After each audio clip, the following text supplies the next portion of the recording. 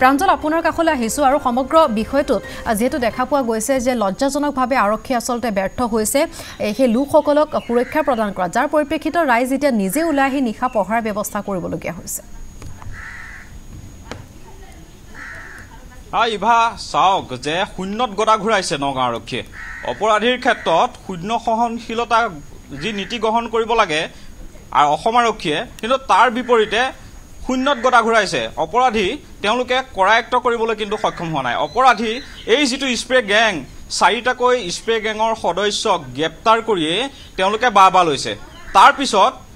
যোৱা নিশা যিটো ঘটনা সংঘটিত হৈছে অসম আৰক্ষীৰ বাবে অতিকৈ লজ্জাজনক কাৰণ চাওক আইজিপি গৰাকী যোৱাকালি ঢিং আৰক্ষী থানাত উপস্থিত হৈ তেওঁ যেনে ধৰণৰ মন্তব্য আগবঢ়াইছিলে তাৰ বিপৰীতে নিশাটোৰ ভিতৰতে এই যি চুৰৰ গেং স্প্ৰে চুৰৰ গেঙে অসম আৰক্ষীক চেলেঞ্জ কৰি পুনৰ সন্ত্ৰাস চলাইছে কিন্তু তাৰ পিছতো যে এই যি ব্যাগম বিভাগটোৰ যে কোনো গুৰুত্ব নাই বুলিয়ে ক'ব পাৰি আমি এই মুহূৰ্তত ঢিং পৌৰসভাৰ ৫ নম্বৰ ৱাৰ্ডৰ এই বিশ্বজিৎ দাসৰ বাসগৃহত আমি উপস্থিত আছো আমি পৰিৱেশ দেখুৱাইছো এই যিটো বাসগৃহ এই বাসগৃহতেই এই যি স্প্ৰে গ্ৰেঙৰ যি সন্ত্ৰাস সেই সন্ত্ৰাস নিশা চলোৱা বুলি আমি গম পাইছো আৰু এই মুহূৰ্তত চাওক যে অসম আৰক্ষীৰ বাবে অতিকৈ লজ্জাজনক বিষয় যে আইজিপি গৰাকী ঢিং আৰক্ষী থানাত উপস্থিত হৈ তেওঁ মন্তব্য কৰিছিল আৰু তাৰ পিছত ৰাজ্যৰ মুখ্যমন্ত্ৰী গৰাকীয়ে কৈছিল যে এইটো অতিকৈ স্পৰ্শকাতৰ বিষয় তাৰ পিছত চাওক অসম আৰক্ষীক চেলেঞ্জ কৰি স্প্ৰে চুৰে যি আসলতে সন্ত্ৰাস চলালে সেই কথা পুনৰ প্ৰমাণ কৰিলে যে অসম আৰক্ষীয়ে এই যিটো গেংটোক যে উৎখাত কৰাত কৰবাত নহয় কৰবাত তেওঁলোকৰ যি আসলতে নীতি অৱলম্বন কৰিব লাগে সেই নীতি অৱলম্বন কৰা নাই যাৰ পৰিপ্ৰেক্ষিতত চাৰিটাকৈ স্প্ৰে গেঙৰ যিটো চাৰিটাকৈ সদস্যক গ্ৰেপ্তাৰ কৰাৰ পিছত পুনৰ সন্ত্ৰাস চলাইছে অসম আৰক্ষীক যে এই যিটো গেংটোৱে যে চেলেঞ্জ কৰিছে সেইটোৱে পুনৰ প্ৰমাণ হৈছে মই এই যিটো ভুক্তভোগী পৰিয়াল এই ভুক্তভোগী পৰিয়ালৰ লগত কথা পাতিম নিশা কি হৈছিলে তাৰ আগতে মই আপোনাৰ ওচৰলৈ আহিছো আপোনাৰ বাসগৃহত যেহেতু যোৱা কালি যি সন্ত্ৰাস চলালে কি হৈছিলে প্ৰকৃততে কি হৈছিলে মানে আমাৰ যোনটো ভেন্টিলেটৰ আছিলে খিৰিকী কাষতে ভেন্টিলেটৰৰ ওচৰতে আপোনাৰ পেপাৰ দিয়া হৈ আছিলে পেপাৰটো ছিঙি পেলাই স্প্ৰে মাৰিছিলে স্প্ৰে মাৰাৰ লগে লগে আমাৰ গোটেই মানুহৰ আপোনাৰ গোটেই গা নাৰ্ভাছ হৈ গৈছিলে তাৰপিছত গা কঁপনি হৈ গৈছিলে তাৰপিছত দৰ্জা খুলি পেলাই বাহিৰত অহাৰ কাৰণে সিহঁতৰ প্ৰভাৱ পৰা নাই আৰক্ষী আহিছিলে নে নাই আৰক্ষী আহিছিলে কি কয় আৰক্ষীয়ে কৈছে একো নাই চিন্তা কৰিব নালাগে তাৰপিছত একো কোৱা নাই গুচি গ'ল তাৰপিছত এনে চালে অকণমান চাই চিন্তি কৰি পেলাই তাৰপিছত গুচি গ'ল বৰ্তমান সময়লৈকে এই যি স্প্ৰে গেংটোৰ 4জন সদস্যক আৰক্ষীয়ে গ্ৰেপ্তাৰ কৰিছে তাৰ পিছত আকৌ পুনৰ আপোনাৰ বাসগৃহত নিশা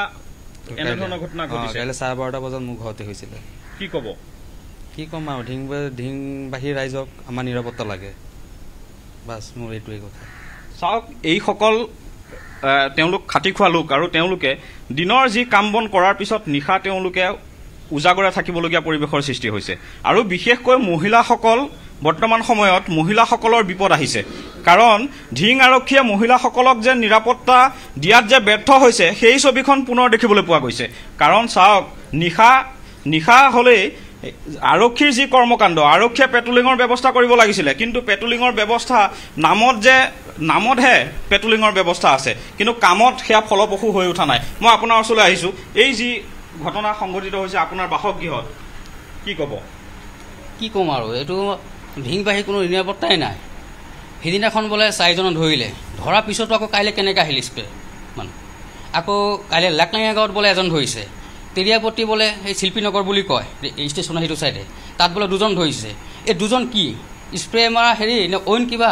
এইটো তদন্ত কৰিব লাগে তদন্ত কৰি এইটো হেৰি কৰিব লাগে ৰাইজক জনাব লাগে এইটো কি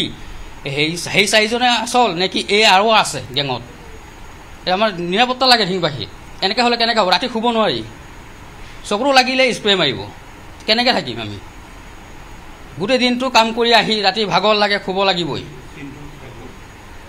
আমি পৰিৱেশ দেখুৱাম যি স্থানত এই যিটো স্প্ৰে গেঙে যি সন্ত্ৰাস চলাইছিলে তেওঁ সেই স্প্ৰে গেঙৰ সদস্যসকলে এই যিটো পৰিয়ালটোৰ বাসগৃহত কেনেদৰে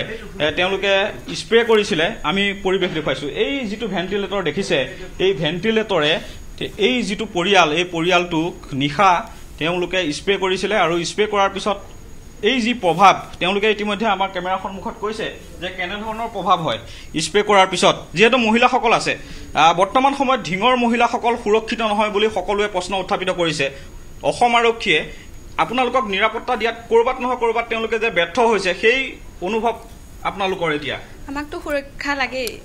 এতিয়া ৰাতি 12:30 বজাত মাৰিব স্প্ৰেয়াৰ কেনেকৈ হোম তো আৰক্ষীয়ে কয় ভালে থাকিব আৰু কালি আপোনালোকৰ ঘৰত যেহেতু নিশা ভাগত এই স্প্ৰে কৰিছিলে তাৰ পিছত আৰক্ষী আহিছিল নে নাই আৰক্ষী আহিছে আৰক্ষীয়ে কৈছে এতিয়া চিন্তা কৰিব নালাগে কেনেকৈ চিন্তা নকৰিব চিন্তা কৰিবই লাগিব হেনেকৈ ক'লেতো নহ'ব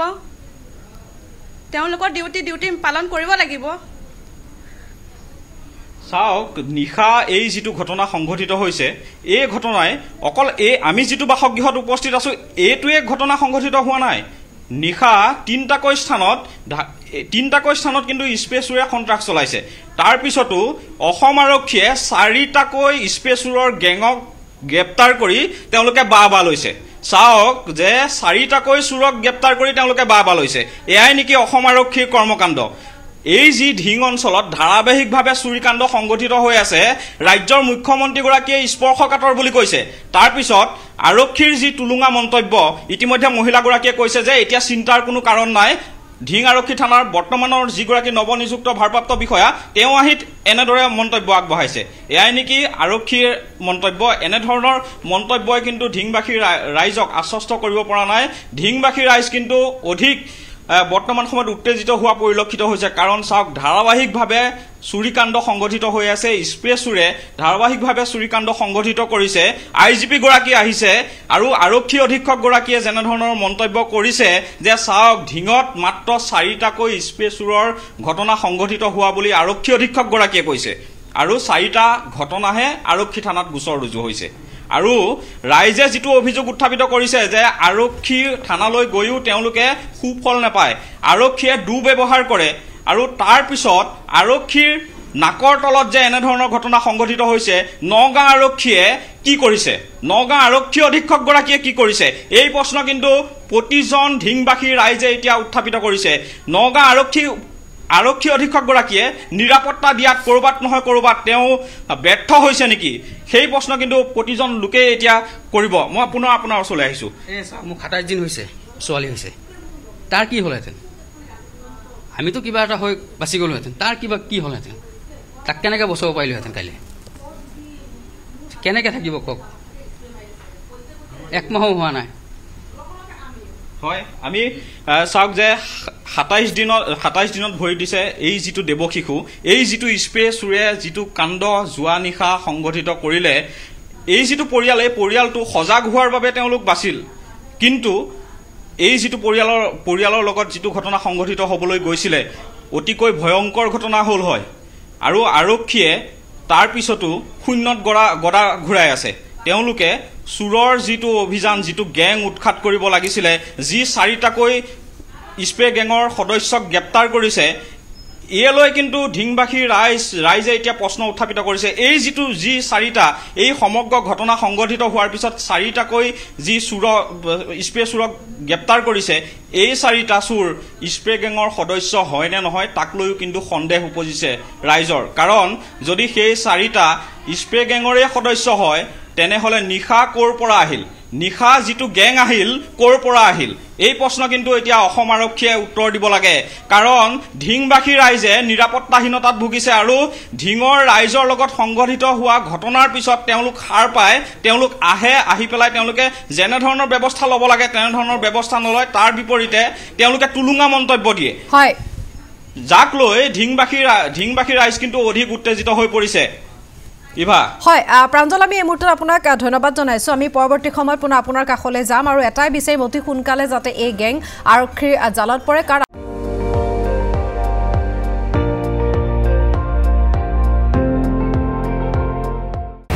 আপুনি চাই আছে ND24 সৰ্বশ্ৰেষ্ঠ নহয় সৰ্বোত্তমৰ দৌৰ